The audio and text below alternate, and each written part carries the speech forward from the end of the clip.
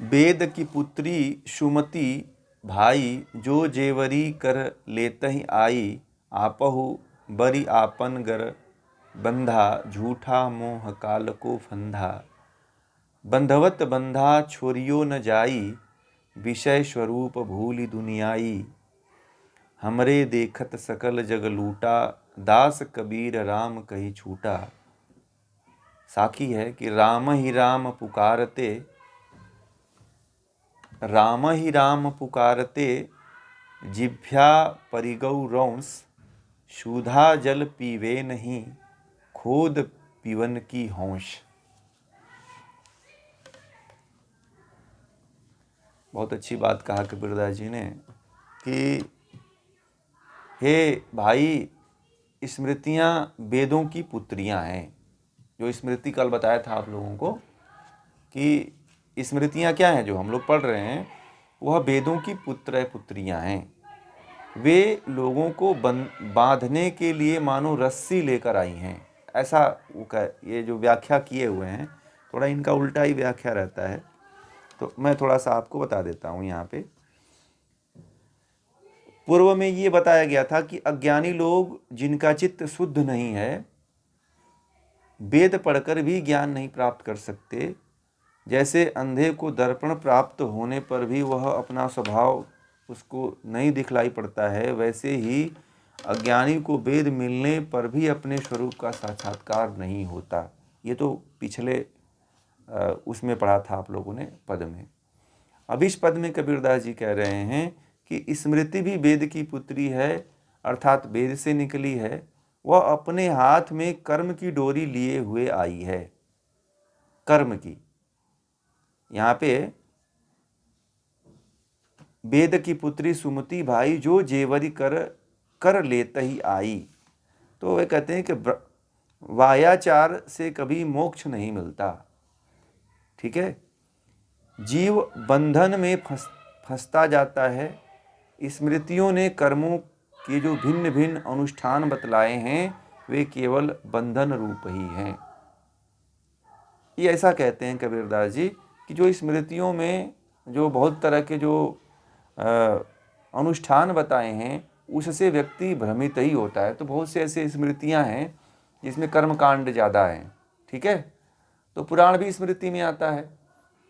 तो पुराणों में कर्मकांड बहुत ज़्यादा है जो केवल बंधन में डालता है। तो ये पुराणों की बात कह रहे हैं।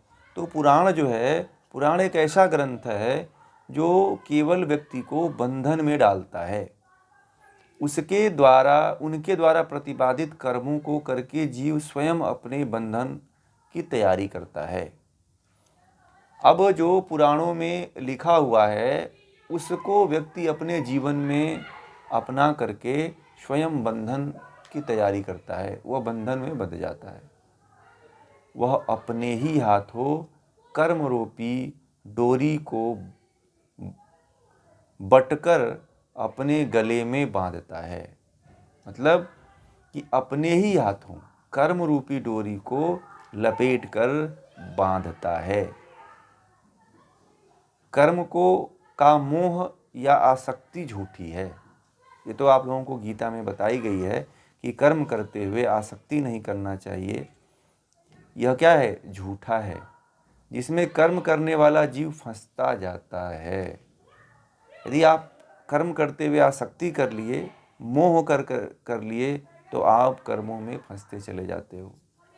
इसलिए कर्म करते हुए न आसक्ति रखिए, न मोह रखिए। जो व्यक्ति कर्म करते हुए आसक्ति रखता है, मोह रखता है, वह कभी भी कर्मों से मुक्त नहीं हो पाता है।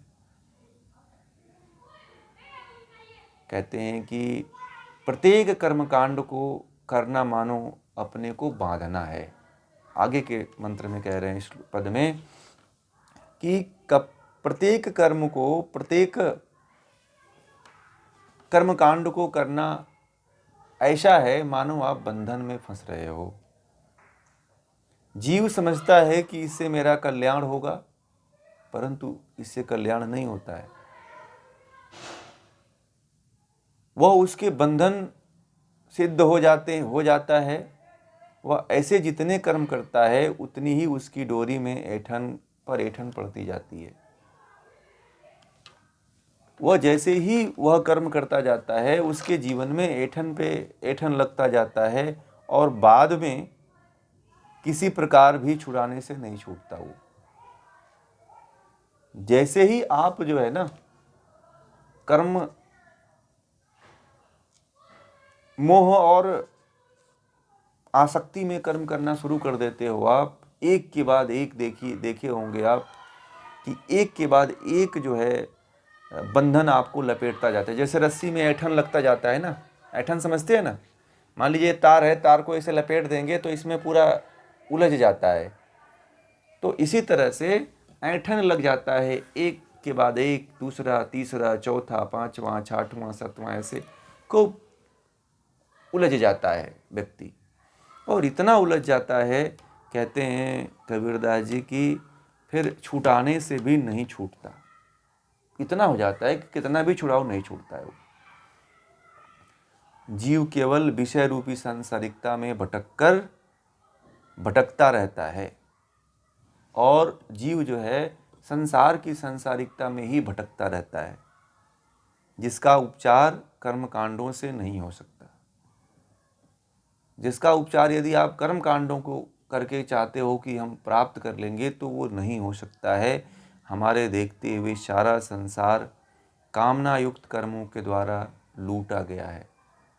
कबीरदास जी कहते हैं कि जो संसार है ना, ये सारा संसार जो है, जो मनुष्य कामना करता है, और लगभग सभी संसार के जितने भी प्राणी हैं, मनुष्य हैं, वो सभी कामना में जीते हैं। तो कामना के कारण ही ये पूरा संसार जो है, हर व्यक्ति का जो है कामना के कारण जो है ये लूट जाता है। पूरा संसार जो है, सारा संसार कामना युक्त कर्मों के द्वारा लूट जाता है। कबीरदास जी कर्मकांड से कहते हैं कि कर्मकांड से अलग रहकर राम के मर्म को पकड़कर इस बंधन से बचने के लिए कि बचें, और मनुष्य की तभी मुक्ति हो सकती है। भगवान का ही एक सहारा है। यदि आप चाहते हो कि मैं न जाऊं, संसार के बंधनों में न फंसूं, संसार की गांठों को अपने जीवन में न उलझाऊं, तो आप ईश्वर का सहारा लीजिए, ब्रह्म को केंद्र में रखिए। यदि आप केंद्र में संसार को रखे हुए हैं, तब आप नहीं जो है मुक्ति प्राप्त कर सकते हैं। अब तो शायद आप लोग अपने जीवन का लक्ष्य ब्रह्म को बना लिए हैं, है कि नहीं? पहले तो ऐसा था कि बिना लक्ष्य के अपना जीवन जी रहे थे आप लोग, था कि नहीं था? अब तो ये इतना आपको याद हो गया है कि हमें ब्रह्म तक पहुंचना है। पहले तो ये भी नहीं पता था कि आपको जाना कहाँ है। जो व्यक्ति अपने जीवन का लक्ष्य निर्धारण कर लेता है, संकल्प बना लेता है, फिर उसी के अनुकूल अपना जीवन जीने लगता है। फिर व्यक्ति जो है संसार के मोह माया में, आसक्ति में, कर्मों के बंधन में कभी भी नहीं पड़ता है, क्योंकि उसे पता होता है कि मेरा तो रास्ता कुछ अलग ही है, मुझे तो कहीं और जाना है। जिनको इस संसार में दोबारा लौट करके आना है, वो इसके लिए लड़ें, संसार की संसारिकता में काम करें, हमें तो नहीं लौटना है। जिस व्यक्ति ने यह ठान लिया कि मुझे इस संसार में नहीं लौटना है, तो फिर संसार में क्या उस तरह का कर्म करेगा? बताइए आप लोग। जैसे मान लीजिए आप लोग किसी मेहमान के पास घर जाते हो, तो क्या उस मेहमान के जितने भी काम होते हैं वो करते हैं क्या? बताइए। उसके घर के साग सब्जी या उसके घर के जो छोटे काम हैं या बिगड़े काम है, उसको बनाते हैं क्या आप लोग वहाँ? नहीं। पानी पी लेते हैं, नाश्ता कर लेते हैं, खाना खा लेते हैं, दो चार बात कर लेते हैं, और फिर कहते हैं कि मुझे जाना है। ठीक है, लक्ष्य घर होता है आपका कि मुझे फिर से घर जाना है, मेरे घर पे कुछ काम है। ऐसे ही यदि आपने लक्ष्य बना लिया कि हमें तो उस ब्रह्म तक जाना है, तो फिर आपको पहुंचने से कोई नहीं रोक सकता है और आप उसी तरह का कर्म करते रहेंगे। ठीक है, उसी तरह का आप लोग कर्म करते रहेंगे और उसी तरह का कर्म करके आप इस संसार से मुक्त होंगे। आप लक्ष्य तो पहले बनाओ। अभी तो लक्ष्य ही निर्धारित नहीं कर पाए हैं तो फिर आप उस तरह का कार्य ही क्यों करेंगे। अब आप लोगों ने लक्ष्य निर्धारित किया तो कबीरदास जी को पढ़ा, गीता को पढ़ा, अब योग दर्शन भी पढ़ रहे हो आप लोग, है कि नहीं है बताइए। ये लक्ष्य उसी तरफ जा रहा है ना, तो फिर आप लक्ष्य निर्धारित कर लो तो जीवन में जिधर जाना है उधर ही जाओगे आप। इसीलिए हर व्यक्ति को एक जीवन में उसका लक्ष्य होना चाहिए कि हमें किधर जाना है। हमें संसार की तरफ जाना है तो व्यक्ति संसार की कामना करता है। संसार की कामना करता है तो कहता है कि छोड़ो दुनियादारी, चलो हम अपना कहीं धंधा कर लेते हैं, बिजनेस कर लेते हैं, परिवार में रहते हैं, बाल बच्चे पालेंगे, दूसरी शादी कर लेंगे, तीसरी शादी कर लेंगे, 2-4 बीवियां ला लेंगे। उसके अंदर यही चलता रहता है, वो इसी के इर्द गिर्द घूमता रहता है।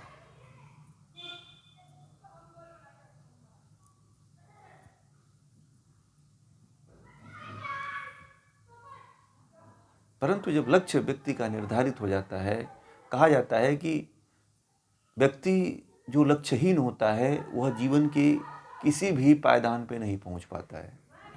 कौन से लक्ष्य? संसार का लक्ष्य कोई लक्ष्य नहीं होता है कि आपका एक लक्ष्य बना हुआ है कि मुझे तो एक जो है महंगी 1.5 करोड़ की गाड़ी खरीदना है। ये लक्ष्य यदि आपने बनाया तो बहुत छोटा लक्ष्य है आपका।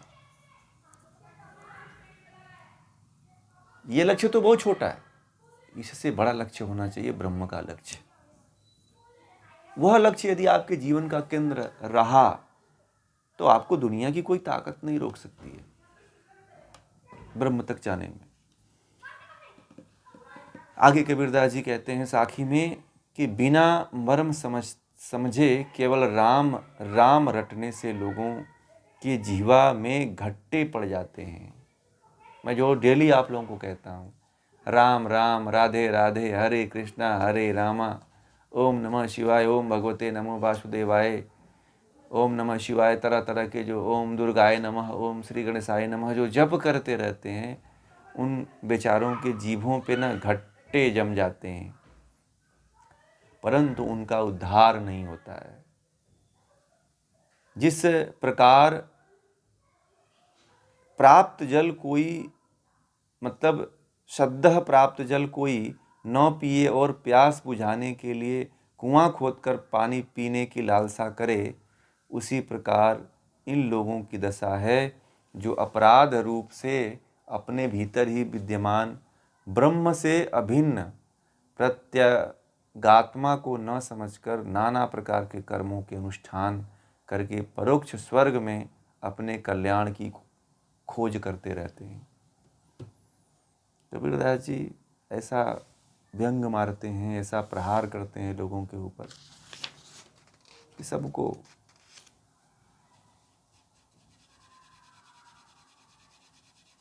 ये ऐसे लोग होते हैं। कबीरदास जी कहते हैं कि जो राम राम जपते जपते हैं वो उनके जीभ पे गट्टे जम जाते हैं। घट्टे, ये पात्र में रखा हुआ शुद्ध जल भी नहीं पी पाते बेचारे और कुआं खोद कर पानी पीने की लालसा रखते हैं। ठीक है, उनके पास शुद्ध जल रखा हुआ है, उसको वो नहीं पी पाते हैं। कौन सा? ब्रह्म का। वो किसका जल पीने की कोशिश करते हैं? वो सोचते हैं कि कुआं खोदेंगे तभी पानी पिएंगे। और राम राम जपना कुआं खोदने के बराबर है। ओम नमः शिवाय जपना कुआं खोदने के बराबर है।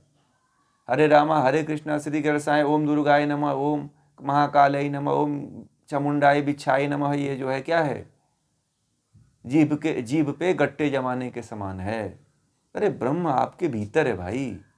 आप ब्रह्म को छोड़ करके और कुएं खोदने चले हो और सोचते हो कि कुआं खोदेंगे तभी पानी पिएंगे। न कुआं खुदेगा ना आप पानी पियोगे। बताओ, आप लोग कुआं खोद लोगे? मैंने ये जो कबीरदास जी कह रहे हैं ना, तो मैंने इस पे एक प्रयोग किया हुआ है, बहुत बड़ा प्रयोग किया हुआ है। मैं करीब जो है, मैं बताऊं, मैं करीब जो है ओम नमः भगवते वासुदेव मंत्र या ओम नमः शिवाय मंत्र का लगभग 1.5-2-3 साल तक जप करने का प्रयास किया, परंतु मुझे कुछ नहीं मिला। मैं इसका खुद भुक्तभोगी हूँ, मैंने भी इसका प्रयोग किया हुआ है, परंतु उसमें कुछ भी नहीं मिला और वृत्तियां भटकती चली गई।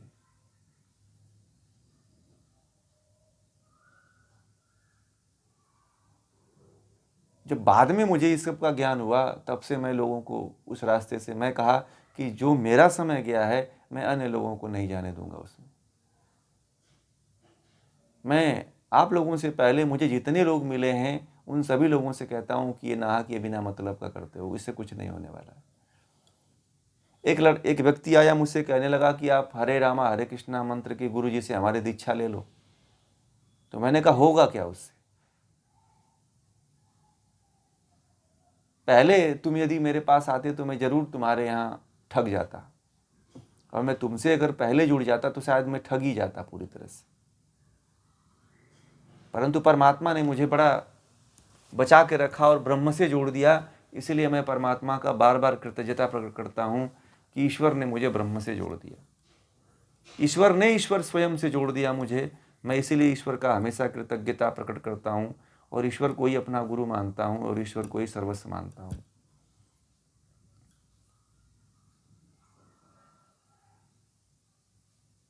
इसलिए जो है ब्रह्म के तरफ जाइए। कर्म कांड की जो बातें हैं ना, कर्म कांड में तरह तरह की चीज़ें लिखी हुई हैं कि ये कर लो, मीर पूज लो, कि पीर पूज लो,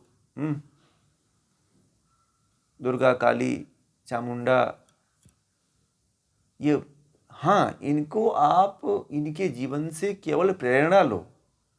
मैं नहीं कहता हूँ कि आप गणेश जी की मूर्ति मत लगाओ, लगाओ, फोटो भी लगाओ, घरों में, सभी के घरों में भगवान राम का फोटो होना चाहिए, भगवान श्री कृष्ण का होना चाहिए, गणेश जी का होना चाहिए, शिव जी का होना चाहिए, मूर्तियां भी रखो अपने घरों में आप। ये किस लिए? हमें उनके जैसा बनने के लिए, ठीक है? उनके जैसा हमें बनना है, इसलिए हम उनका फोटो लगा के रखेंगे। हमें मंदिर भी इसलिए बनाना है कि उनको देख करके हम मंदिर भी इसलिए जाएंगे कि उनके जैसे, उनसे जाकर के प्रेरणा लेंगे कि हमें इन्हीं की तरह बनना है। एक दिन मुझे एक जगह बोला गया कि थोड़ा सा आप बड़ा ही हर समय जो है राम के बारे में आप कुछ कहते हो तो बोलते रहते हो, कृष्ण के बारे में कहते रहते हो आप, तो थोड़ा राम की कहानी हमें बता दो। और हमें आधा घंटा का समय दिया गया था, तो मैंने आधे घंटे में पूरी राम की कथा सुना दिया उन लोगों को, पूरे रामायण को ही कह दिया। तो मैंने यही कहा कि उन लोगों के सामने मैंने यही कथा रखा था कि राम की जो वास्तविकता है और जो राम थे, आज तक वह कथा कही ही नहीं गई। वो उस समय संयोग से मैं अगर रिकॉर्डिंग करता, और उस समय बहुत ज़्यादा भीड़ थी जिस समय मैंने इस समय, इससे पहले मैं कुछ भी रिकॉर्डिंग नहीं करता था। अभी मैं 1-1.5 साल से मैं सारी रिकॉर्डिंग कर रहा हूँ, ठीक है? वो भी लोगों ने कहा कि आप रिकॉर्डिंग करते रहो और लोगों तक पहुँचाओ तो और भी लोगों को लाभ होगा। नहीं तो मैं पहले ये सोशल मीडिया आदि पे ज़्यादा विश्वास नहीं रखता था, तो मैंने कहा कि सोशल मीडिया पे, कुछ लोगों ने कहा कि सोशल मीडिया पे ही लोग हैं, तो मैंने कहा कि तब तो जाना पड़ेगा।